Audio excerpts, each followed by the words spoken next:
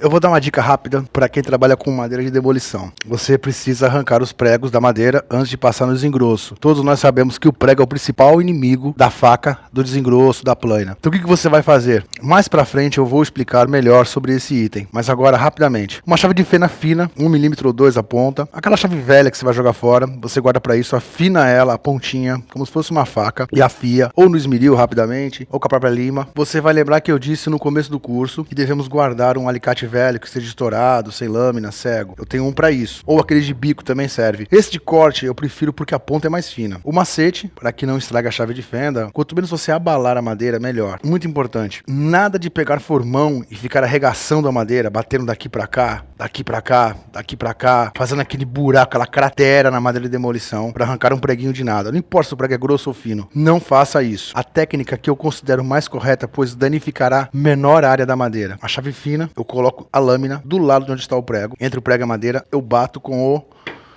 macete. Eu dou uma afundada de 2, 3 milímetros, dou uma balançada, eu vou contornando esse prego.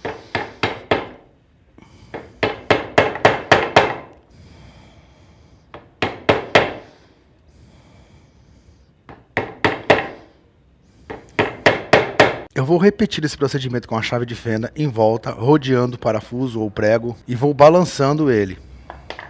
Vou tentando com a ponta do alicate agarrá-lo e puxá-lo.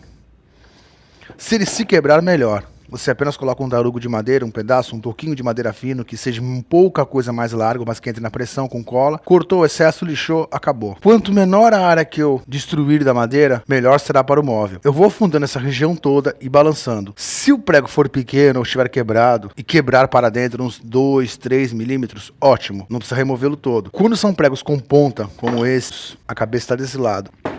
Eu posso simplesmente usar um parafuso duro da grossura do prego, bater nele com o martelo, de modo que essa cabeça saia para fora. E assim eu posso arrancá-lo. Ou com o auxílio do alicate de corte velho, ou com o próprio martelo, com a parte da unha, ou com o pé de cabra. O furo que vai sobrar, digamos, aqui é outro furo de outro prego, mas digamos que fosse o do prego removido. Evite usar pó de madeira com cola para isso. O pó de madeira com cola é para outra finalidade que você aprenderá mais para frente no curso. Buracos de prego que você conseguiu remover ou buracos de parafuso, você usa um tarugo, um pedaço, uma fenda, um pedaço de madeira, você desfia na própria faca ou no formão, preso na morsa, com cola. O excesso você remove ou com o serrote, ou com o arco de serra japonês, ou mesmo com uma faca afiada, uma faca de serra, e lixa. Importante, esse tarugo, esse toco, esse pedaço de madeira fino que vai entrar aqui com cola, deve ser lixado e da mesma cor ou mais aproximadamente da cor da madeira que você está trabalhando. Assim nós conseguiríamos disfarçar o defeito que ficou deixado pelo prego.